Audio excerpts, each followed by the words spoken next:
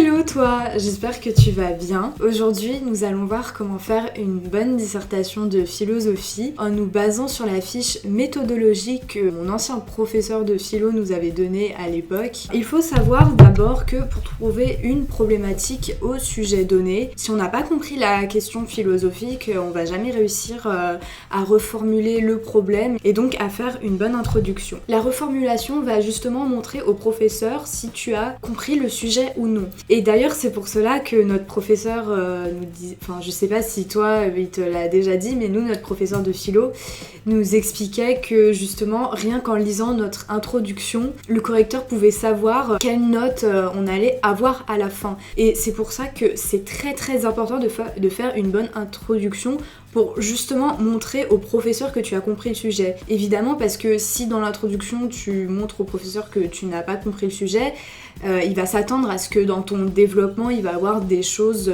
qui sont hors sujet et qui ne rentrent pas dans la problématique et qui ne répondent pas justement à la question donnée. C'est pour ça qu'il faut vraiment travailler sur la compréhension du sujet, c'est très important. Bon, par contre faut pas non plus passer 3 heures dessus évidemment, mais essayons par exemple de passer 3/4 d'heure, 1 heure grand max sur l'introduction et vraiment de passer après au développement. Donc comment faire pour montrer au professeur qu'on a bien compris la question? Eh bien il y a 3 étapes dans l'introduction, à savoir la première sont les raisons que tu vas exposer dans ton introduction qui t'amènent à la question donnée. On ne peut pas sortir ou même reformuler une problématique de philosophie comme ça en première phrase, cela n'a aucun sens. Le correcteur il regarde ça, il se dit mais d'où ça vient cette phrase?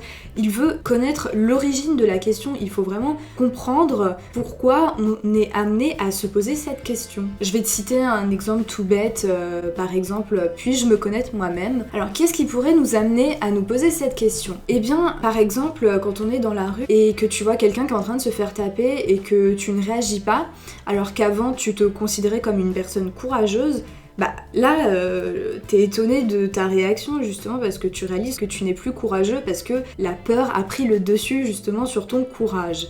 Donc ce contexte-là pourrait nous amener à la question à savoir puis-je me connaître moi-même, parce que du coup si les aléas de la vie font que en réalité ça modifie toutes les idées que l'on pouvait se faire de nous-mêmes, alors on ne se connaît pas réellement.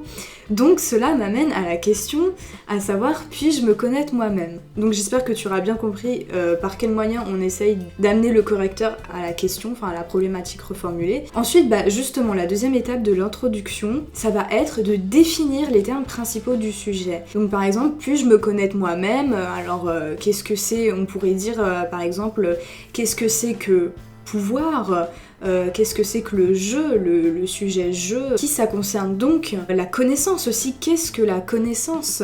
Et voilà, et tout ça, il va falloir absolument le définir dans l'introduction, c'est très important, et j'insiste là-dessus, c'est très important pour montrer au correcteur que tu as bien compris la problématique. Alors comment on pourrait faire justement pour reformuler cette problématique? Puis-je me connaître moi-même? Alors attention, il y a un piège parce que on peut être amené justement à modifier un peu trop la question et du coup en raison de cela on est hors sujet.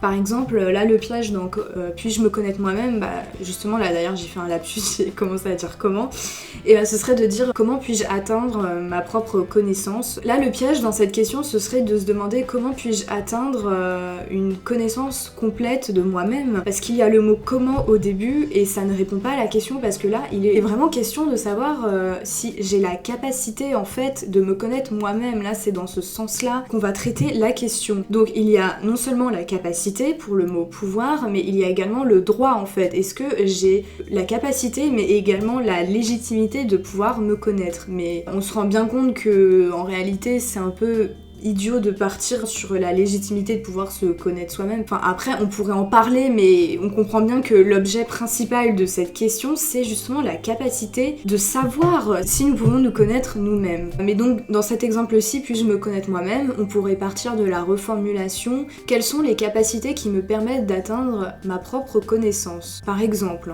donc après avoir trouvé les raisons qui nous amènent à la problématique premièrement, deuxième temps la reformulation de la problématique, cela va donc nous amener à une troisième étape dans l'introduction qui est le plan. Donc cette reformulation de la problématique va t'amener à te poser des questions justement pour résoudre le problème, et c'est ça le plan. Donc tu peux faire par exemple uniquement 2 grandes parties. Alors en général c'est vrai qu'en philo il y a 3 grandes parties, mais comme disent les profs de philo, il vaut mieux faire 2 grandes parties vraiment bien construites et intéressantes au niveau des arguments, et 2 grandes parties qui répondent bien à la question, plutôt que 3 grandes parties voilà, c'est bordélique et qui ne répondent pas à la question ou pas tout à fait. Ou voire même tu vois que tu as bien travaillé 2 grandes parties mais la troisième partie elle est courte et elle n'a pas vraiment d'intérêt par rapport aux autres parties. Donc vraiment ne te casse pas la tête voilà à essayer de trouver un plan pendant 1 heure. Vraiment le plus important c'est d'amener des exemples et des arguments pour répondre à la question. Donc pour en venir au développement, et que tu pourras avoir sur la fiche méthodologique de mon prof, il va falloir montrer au correcteur que tu as une progression de pensée. Et pour cela, il faut que la première grande partie soit une évidence absolue. Donc là en l'occurrence, si on revient toujours à la question puis-je me connaître moi-même, on pourrait partir du fait que si on n'avait pas de conscience, on ne pourrait pas se connaître nous-mêmes. Il n'y a qu'un être de conscience et réfléchi qui peut se connaître lui-même. Ça c'est une évidence, tu vois, même dans la vie de tous les jours, on se le dit pas parce que ça nous semble d'une banalité complète, alors que en réalité, on se rend bien compte que les animaux, eux, ils ne peuvent pas se connaître. Et pourquoi? Alors justement, tu vas répondre à cette question dans la première partie. D'ailleurs, dans le plan, tu peux mettre 3 questions au lieu de mettre 3 phrases affirmatives. Et ensuite, dans la deuxième grande partie, tu vas montrer les limites de la première. Donc là, en l'occurrence, on pourrait dire que on ne peut pas se connaître nous-mêmes parce que nous avons une inconscience. Et en raison de celle-ci, nous n'avons pas accès à toutes les connaissances. Donc voilà, ça, ce sont les limites de la première grande partie, la deuxième grande partie. Et la troisième grande partie, c'est comme le lien entre la deuxième grande partie et la première. Enfin, j'espère que tu me suis. Mais en fait, c'est tout simple, hein, une fois qu'on a compris le truc. Et donc, la troisième grande partie, il s'agit de montrer cette fois-ci les limites de la deuxième. Donc, de bien montrer que non seulement la deuxième a des limites, mais la première a encore plus de limites, en fait, du coup. Comme nous faisons une progression de pensée. Et là, en l'occurrence, dans la question « puis-je me connaître moi-même ?», on pourrait dire que nous ne pouvons nous connaître nous-mêmes parce que nous sommes libres. Donc là, ce serait l'objet de la troisième grande partie de la dissertation. Et par la suite, dans la conclusion, nous allons justement répondre à la question de façon claire et précise. Tu vas donc résumer brièvement les arguments décisifs qui t'ont permis de débattre sur le sujet. Il faut vraiment avoir une idée claire de où tu veux emmener le correcteur, et c'est pour ça que c'est important de faire un brouillon pour pas exposer les idées comme ça à droite à gauche, et pour bien structurer ta dissertation, ton intro, ton développement. Enfin, j'ai pas parlé des transitions, mais tu dois bien deviner aussi qu'il faut faire bien des transitions entre chaque partie. Et donc dans la conclusion, il suffit juste de répondre à la problématique de façon claire et bref, et de résumer tes arguments. Nous, notre prof de philo, il nous disait que c'était pas obligatoire de faire une ouverture, parce qu'il y a beaucoup de personnes qui demandaient si on devait en faire une. Il vaut mieux même éviter, parce que tu vas t'embrouiller pour rien en fait si tu essayes de chercher vraiment à faire une ouverture, tu vois, et que tu te retrouves à être un truc pas terrible parce que tu t'es forcé à le faire.